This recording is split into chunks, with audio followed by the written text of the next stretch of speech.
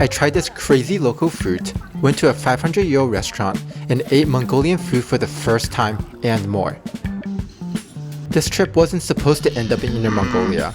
We originally only wanted to go to a city called Datong because the people that live there thinks it's the best city, and I wanted to find out why. Let's get started. The drive to Datong is 3 hours long, and I found this insane rest stop. It had this crazy monitoring system that told you which stalls were empty. We took a small detour into the countryside for knife-cut noodles. This restaurant was highly recommended online, and the customers all looked like they were locals, which was a great sign. And the prices are super affordable too. I got a bowl of noodles with a side of meatballs, pickled peppers, and braised eggs.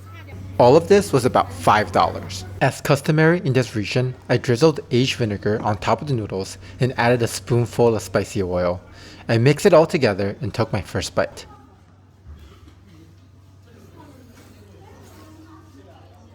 The noodle has an amazing texture.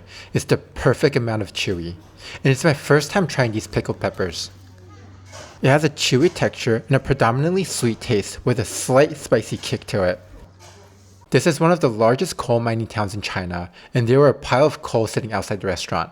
I wonder if it's being used to cook. Alright, we have finally made it to Datong. It's like 4:30 in the afternoon now. We've been driving for a while. We took a couple of detours, but we've made it to the parking lot and we're gonna go check in at the hotel now. The place we're staying at is right in the middle of the old city. It's newly renovated with a mix of actually old buildings and new ones built in a traditional style.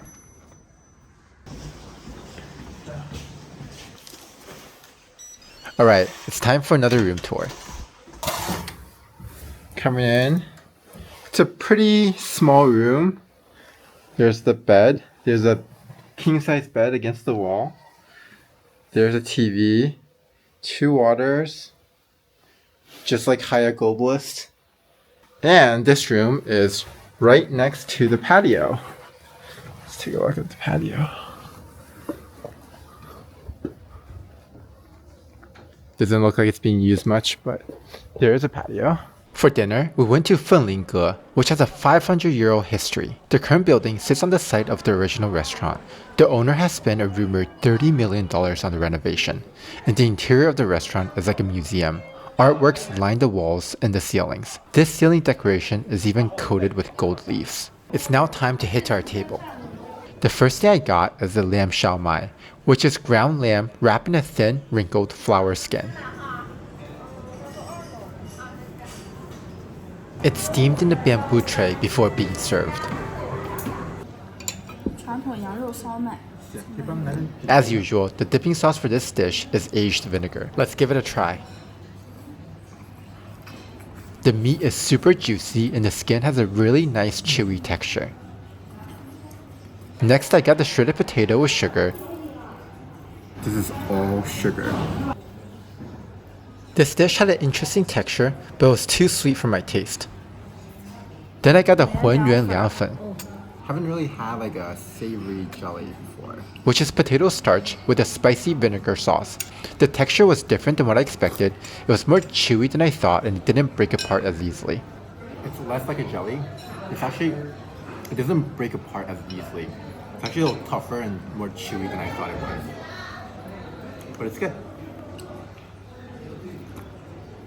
This is the sweet and sour fried meatballs. It's super crispy on the outside, and the vinegar really cuts through the sweetness of the sauce. Last but not least, I had this fried rice dough with a bone marrow and red bean filling.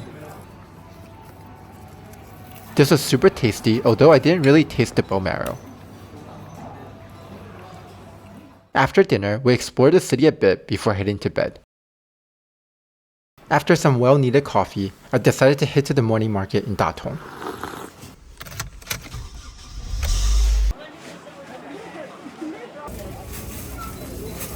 I ran into the stall selling sea buckhorn, which I've never seen before. You can get it pre-juiced with sugar or ask for it to be freshly juiced for only $2 per 500 grams without any added sugar.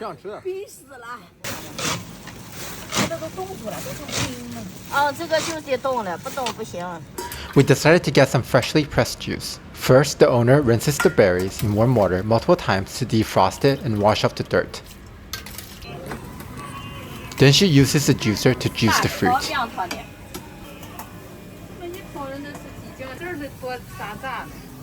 We ended up paying $10 for 1.5 liters of juice. Without any sugar, the juice is kind of tart and has a citrusy taste. Okay, we just saw these really nice looking grapes and we got a ton of it. All these grapes for about 30 yuan or like $4.25, which is crazy. Look at this. It was super cold that day, so we decided to pop in this small shop for lamb offal soup. First, the owner cooks the noodles in a clear broth and adds a bunch of seasoning and aromatics to it.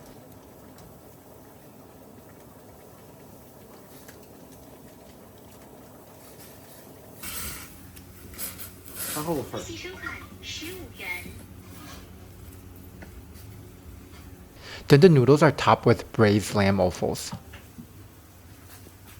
And it's finished off with spicy oil.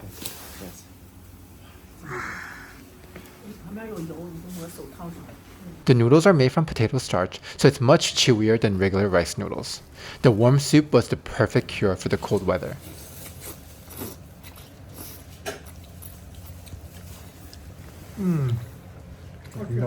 As we cross into Inner Mongolia, all the road signs are now written in both Mongolian and Chinese.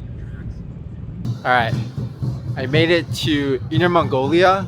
We are at a small town that's famous for smoked chicken. There's like literally like a row of just smoked chicken stores. We're gonna go try some out now. This is the most famous smoked chicken shop, and they have a variety of smoked meats besides chicken. We got smoked chicken. Let's give this chicken a try.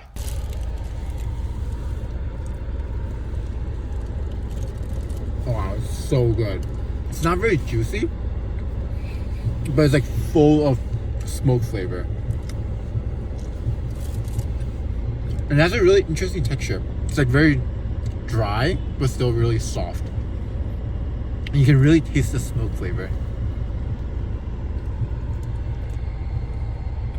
After trying the chicken, I wanted to explore the rural areas of Inner Mongolia before heading to the main city of Ulaanbaatar. This family had a bunch of cows just chilling in front of their door.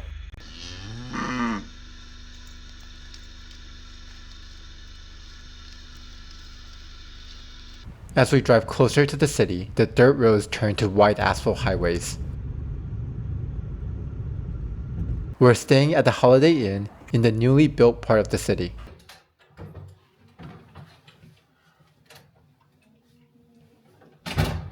It's a huge room. This room was like $40. It's a huge room. Big TV. There's a desk. There's a day bed. The view is not as great, but this room is really nice and it looks super new. For dinner, we headed to this well-known local restaurant called Mu Ma Ren, which is translated to as Wrangler. I started with the famous savory Mongolian milk tea.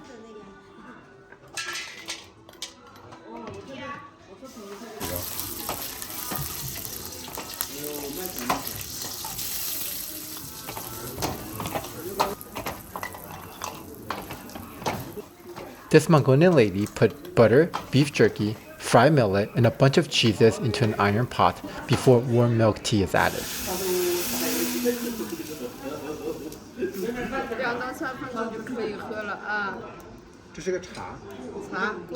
The milk tea is ready to drink after 2 to 3 minutes in the pot.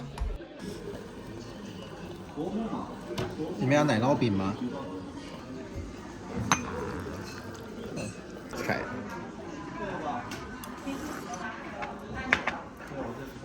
It has such an interesting flavor. Milky taste, but it's also savory. It's really good, and I've never tasted anything like this before. Wow. This is human lamb with finger sticks.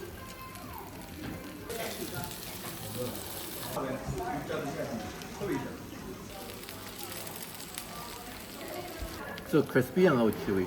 A little bit spicy too. This is steak. Oh, it's super tender. It's almost like a braised steak. It's really good. I'm not sure what part of the steak, what part of the cow it is though. So I just found out this is probably short rib because there is a big bone on the bottom. So mystery solved. So this is a grilled cheese bread. Give it a taste.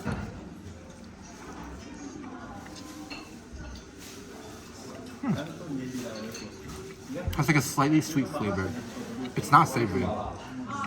It's like very, very sweet. Almost tastes like it's mozzarella. It's like a fresh cheese.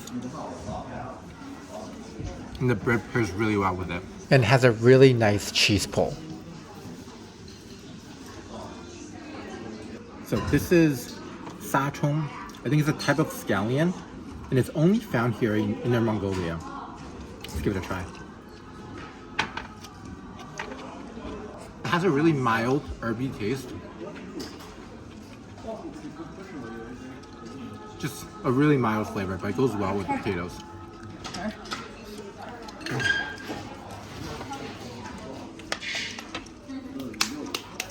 Grilled lamb skewers.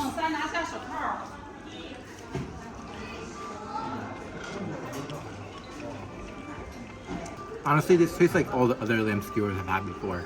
It's just bigger pieces, so pretty good.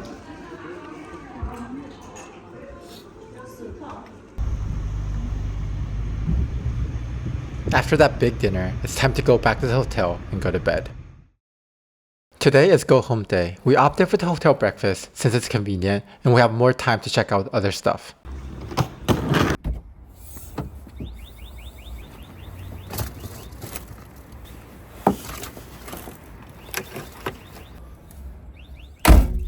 Our first destination of the day is a specialty Mongolian store.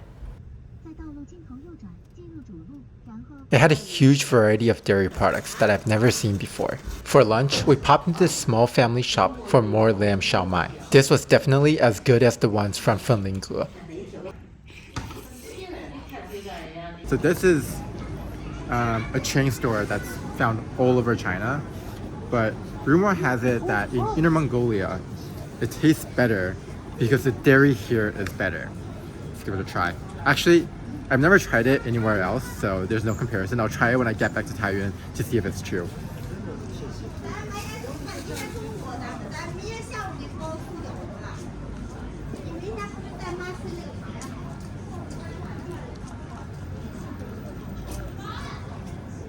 Oh, it tastes like regular ice cream. I don't think it's that much better than any other ice cream. Let's go. After a 4.5 hour drive, we're finally back home safely. It's been a great trip. We've had a lot of amazing food.